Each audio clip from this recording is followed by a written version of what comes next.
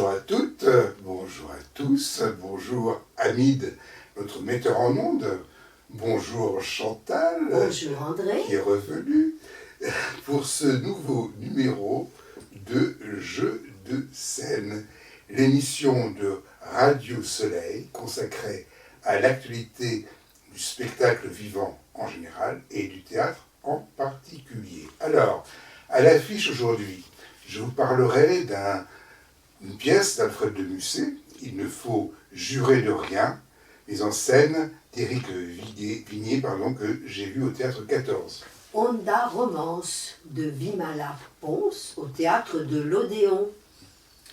Macbeth, d'après Shakespeare, mise en scène de Louis Arène par le Monstrum Théâtre au Théâtre du Rond-Point. Le facteur de Nagasaki, c'est du no contemporain, c'est un livret et une interprétation musicale de Shonosuke Okura, et c'est Kokun Otsuki qui a fait les masques, et j'ai vu ce spectacle à la Maison du Japon.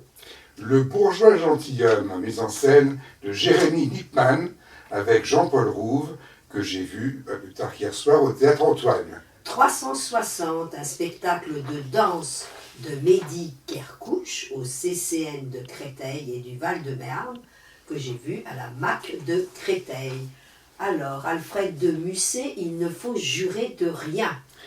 Alors, c'est un spectacle, il y a deux pièces au Théâtre 14, il y a Il ne faut jurer de rien, et puis on peut voir un deuxième spectacle ensuite, mais je n'ai pas vu, Il faut qu'une porte soit ouverte ou fermée.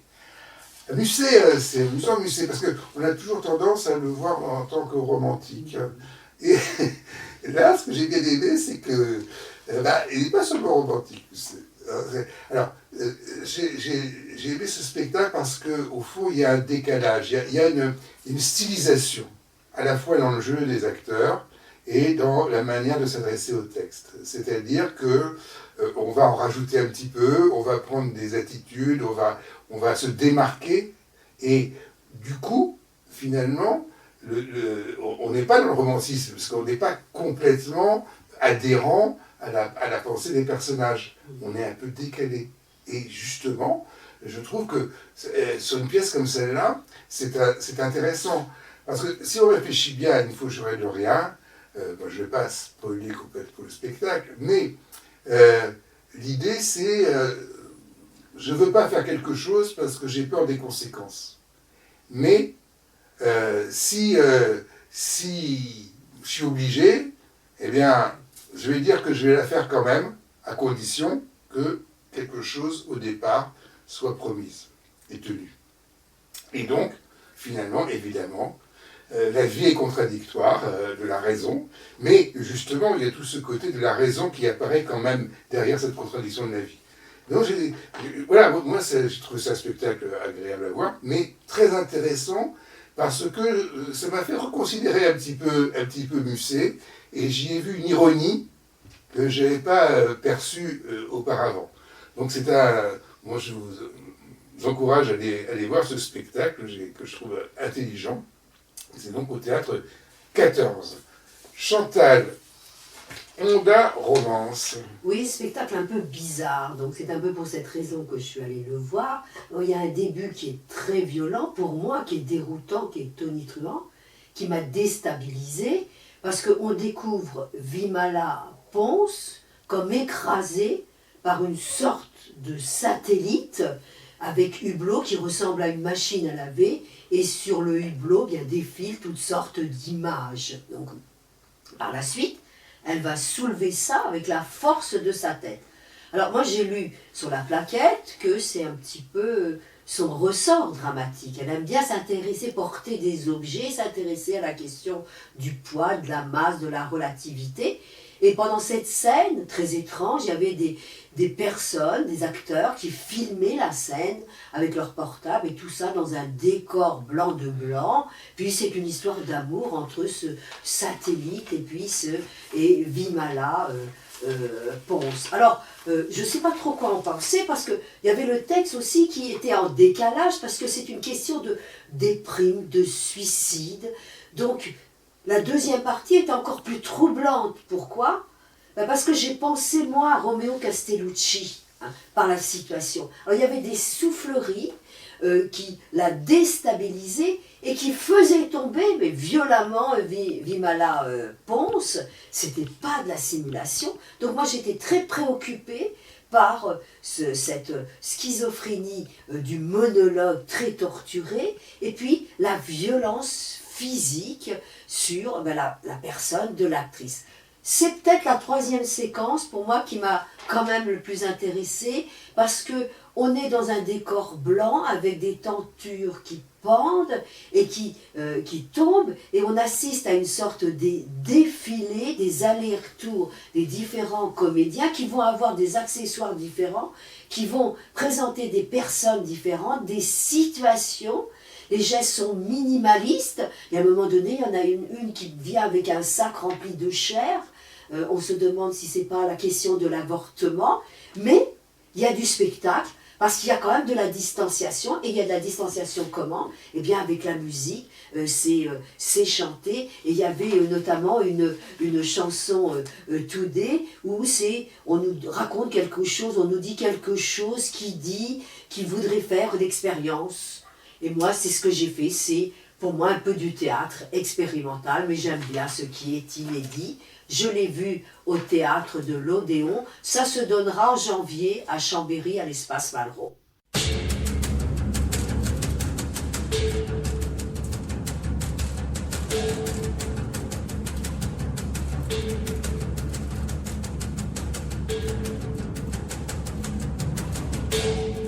Macbeth, d'après Shakespeare, parce que c'est quand même la compagnie Monstrum Théâtre, et c'est la mise en scène de Louis Arène, et ça se donne actuellement, ou ça s'est donné au Théâtre du Rond-Point? Oh, ça se donne au Théâtre du Rond-Point jusqu'au 13 décembre. Ah, très bien. Il y a encore un petit peu de temps. Alors je sais que tu aimes beaucoup le Monstrum Théâtre. Oui, moi j'aime beaucoup. Et moi, je ne suis pas tout à fait le même point de vue. Donc, voilà. Alors, on arrive et on a la guerre. On a la guerre sur scène. Et donc, ça y va, quoi. Ça y va, avec les lumières, avec les courses.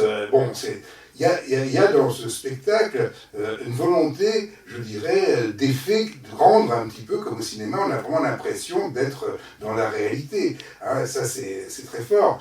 Et puis, donc, et puis ça recommence. On nous rebalance la même chose. Bon, déjà, c'est bon, d'accord, bon, on n'a toujours pas ouvert la bouche, hein. Mais on a déjà passé 2 fois 5 minutes avec quelque chose qui n'existe pas dans la pièce de Shakespeare, mais c'est pas grave, hein. Mais, parce que c'est une adaptation. Alors, on va avoir ensuite, effectivement, Macbeth et ces différents personnages. On n'a pas toujours tout compris, parce que, parce que le principal pour le Monstrum Théâtre, c'est Macbeth, c'est pas tellement de nous raconter une histoire que de nous montrer des choses. Et ils sont très dans le spectaculaire, que ce soit au niveau des décors, des costumes, des masques, que ce soit au niveau de la bande sonore qui nous tue les oreilles, parce que ça y va, c'est pas possible à force. Bon. Et on est comme ça, on veut nous en mettre plein de... Il y a... Je remarque qu'il y a un travail remarquable, c'est vraiment très très fort. Les masques sont beaux. Tout est beau, hein, il y a un côté très esthétique, mais justement, ça se regarde un petit peu dans la beauté, hein, dans l'esthétique, etc., au détriment, malgré tout. Enfin, bon, moi, Shakespeare, je m'emmerde pas en général, d'accord ? Parce que je trouve que ça, il y a un côté dramatique chez Shakespeare qui fait que l'histoire rebondit. Mais là, on oublie un peu ce côté de l'histoire. On a des scènes, évidemment, on a des personnages, mais on a toujours les échos ensuite de ces scènes, etc. Alors, tiens la vérité, on va être très franc, ça a été très applaudi. Donc, le critique est obligé de dire que c'est un spectacle que les gens aiment bien. Mais les critiques, c'est une espèce d'intellectuel sauvage qui lui, n'a pas trop apprécié. Parce que, ok, je m'en fiche que ce soit Shakespeare ou pas Shakespeare, et lui, je vois un spectacle. Mais malgré tout, quand je vois un spectacle, je veux voir quand même une écriture dramatique. Or, ici, en s'appuyant sur Shakespeare, on lui sacrifie son écriture dramatique. C'est le texte que tu n'as pas entendu. Ah non, mais j'ai pas compris. Oui, ouais, parce que on ne peut pas faire une pièce de théâtre en disant il est méchant, celui-là, il fait que du mal partout. Ça ne suffit pas. Tu vois, Macbeth, c'est pas que ça. Tu vois. Et là bon, donc, voilà. Macbeth, c'est le théâtre du rond-point, mon son théâtre. À toi, Chantal. Oui, donc moi, c'est le facteur de Nagasaki. Bon, c'est une curiosité culturelle et artistique. C'est une pièce qui a été créée en août au Japon, à Fukuoka, et qui est donc montrée à la Maison du Japon. C'est le but de la Maison du Japon, c'est de nous faire connaître un peu ce qui se passe au Japon. Alors, c'est du no contemporain. Ça reprend une histoire véridique, et celui qui a écrit le livret, c'est Shonosuke Okura. Donc il reprend cette histoire du facteur Sumitero Taniguchi, qui pendant le bombardement de Nagasaki avait été brûlé, mais qui avait survécu. Et un Anglais, un officier de la Royal Air Force, a voulu connaître ce Sumitero, et est venu le voir plusieurs fois, l'a interviewé, et c'est ce qui construit l'histoire. Donc c'est une pièce qu'on va voir en 2 actes. La première partie raconte une rencontre entre un jeune voyageur, un waki, avec le shité, qui est le jeune facteur, mais qui est aussi un peu une sorte de fantôme. Et ensuite, ça se passera dans un sanctuaire, et le facteur et puis l'anglais sont devenus des divinités. Alors, la divinité de l'Est et la divinité de l'Ouest. C'est du no quand même classique. Moi, j'aime bien ces pas glissants qu'on connaît. J'aime beaucoup l'articulation. J'étais complètement impressionnée par le chœur que je regardais sans cesse parce qu'il y avait une ritualisation des gestes. Il y avait notamment, ils tenaient un éventail, mais il fallait le placer d'une certaine façon devant eux ou dans leur poche. Heureusement pour moi, il y a eu quand même un bord de plateau ensuite dans le spectacle. Donc ça m'a permis de comprendre un petit peu mieux quand même la démarche. Et le créateur des masques nous a expliqué que pour lui ça avait été très difficile de faire ces masques pour ce no, parce qu'il y avait encore de la famille de Peter Tossen. Vous savez que dans le no, le masque c'est par la bouche qu'on exprime les sentiments. Et moi, ce qui a été le plus difficile, c'est la musique, parce que la musique, elle est loin des harmonies que je connais.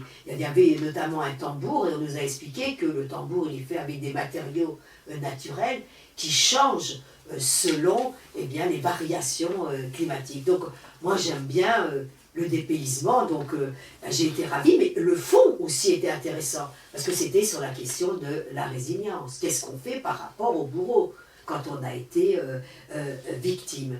C'était des grands maîtres que j'ai vus, on les appelle les sensei. Puis il y avait des jeunes comédiens qui interprétaient tous ces rôles. Et celui qui interprétait le facteur, il avait trouvé un petit geste pour montrer la brûlure dans le dos. Il se touchait dans le dos. Ça m'a plu, moi, un théâtre comme ça, codé, rassurant, apaisant. Je trouve que ça fait du bien parce qu'on va souvent dans le théâtre où on est malmené en tant que spectateur et où on ne comprend pas toujours bien le sens. Donc je l'ai vu à la Maison du Japon.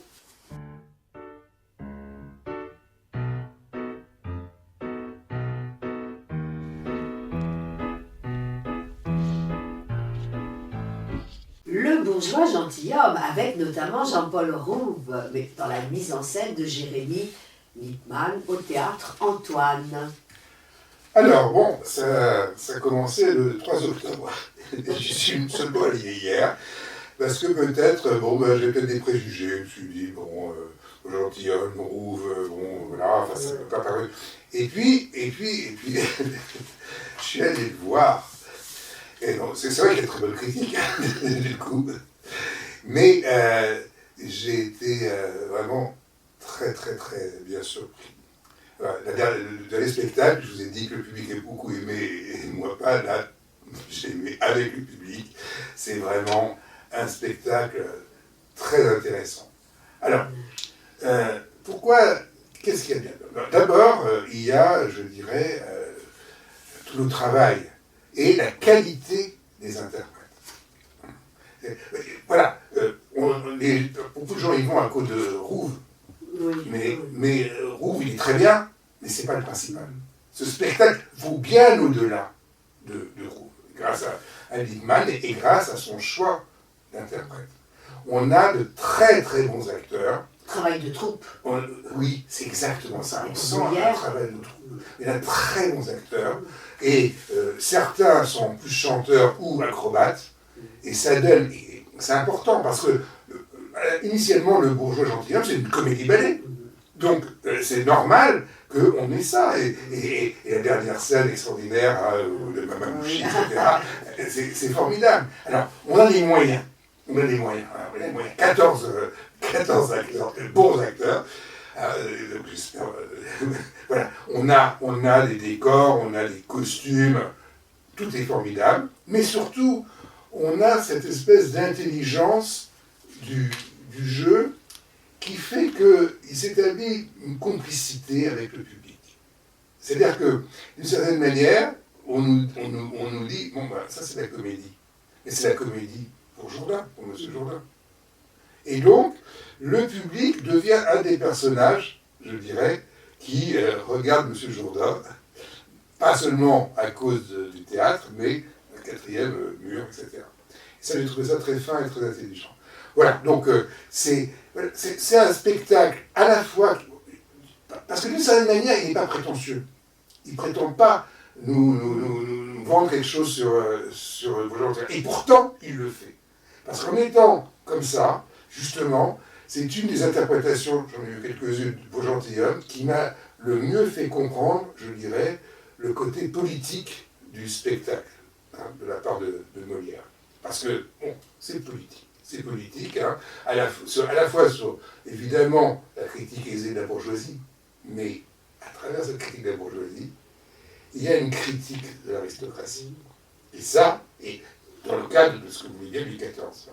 Et donc ça le montre très bien. Comme tu as tant aimé, je pense que tu as fabriqué un oui, beau j'ai sonnet. fait un petit sonnet théâtre.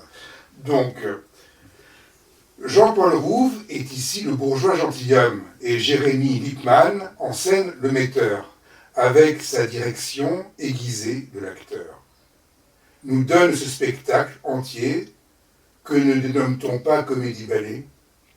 Ainsi, c'est tout comme par la danse et le chant, un petit air moqueur, au pays d'illusions sont trompés et trompeurs, un mélange du genre et des genres, la somme.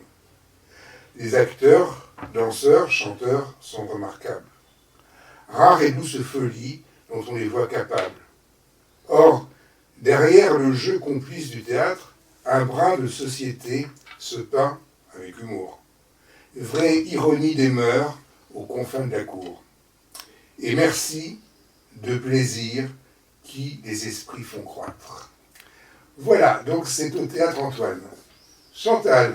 Oui, 360 de Mehdi Kerkouche. Alors je crois que j'ai aimé ce spectacle parce que cette année j'ai vu le film qui m'a beaucoup plu de Sirat de Olivier Lac. C'est l'histoire d'un père qui recherche sa fille et qui va aller au sud du Maroc dans les rêves parties parce que c'était une adepte de ce type de spectacle. Ben, c'est un petit peu ça ce qui se passe dans ce spectacle. Et moi j'ai aimé ce spectacle grâce aux spectateurs qui étaient là. Parce que j'étais ce soir-là avec des jeunes. Et des jeunes eh bien, qui étaient presque en transe lors de ce spectacle. Alors qu'est-ce qu'il y a? Qu'est-ce qu'on voit? Eh bien, on a une grande structure circulaire. Nous, spectateurs, nous sommes tous debout. Donc c'est déjà presque une incitation aussi à peut-être être mobile, à bouger.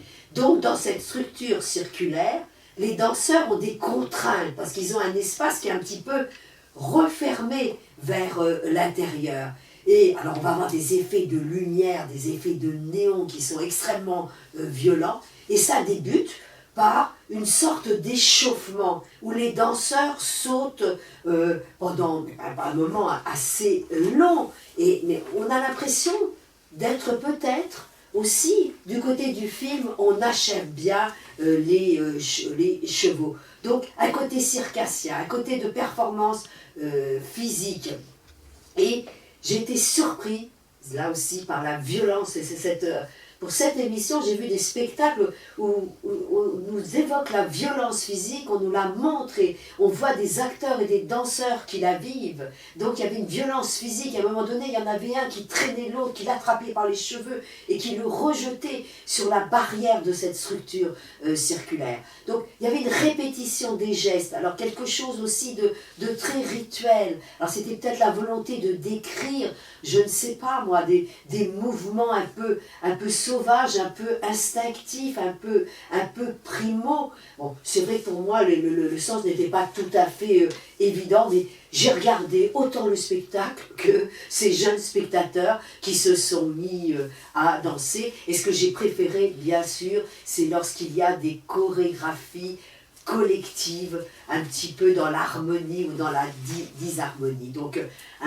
quelque chose d'étonnant encore, quelque chose d'étrange que ce 360 de Mehdi Kerkouch à la MAC de Créteil. Ça se donnera à Juvisy le 5 et le 6 décembre. Voilà, donc MAC de Créteil, Mehdi Kerkouch, maison, c'est Mehdi Kerkouch, 360. Je vous ai parlé donc du bourgeois gentilhomme. Vous avez encore le temps de le voir au théâtre Antoine. Le facteur de Nagasaki, non contemporain, livré de Shonosuke et une interprétation musicale de sa part, avec le beau travail de Kokun Otsuki pour les masques à la Maison du Japon. Au théâtre du Rond-Point Macbeth, d'après Shakespeare par le Monstrum Théâtre. Et j'ai découvert le travail de Vimala Pons dans le spectacle Honda Romance que j'ai vu au théâtre de l'Odéon. Et il ne faut jurer de rien, hein, Éric Vignier de Près de Musset, c'est au théâtre 14. Voilà. Et nous, on se retrouve la semaine prochaine pour de nouvelles aventures dramatiques, c'est-à-dire théâtrales. Au revoir.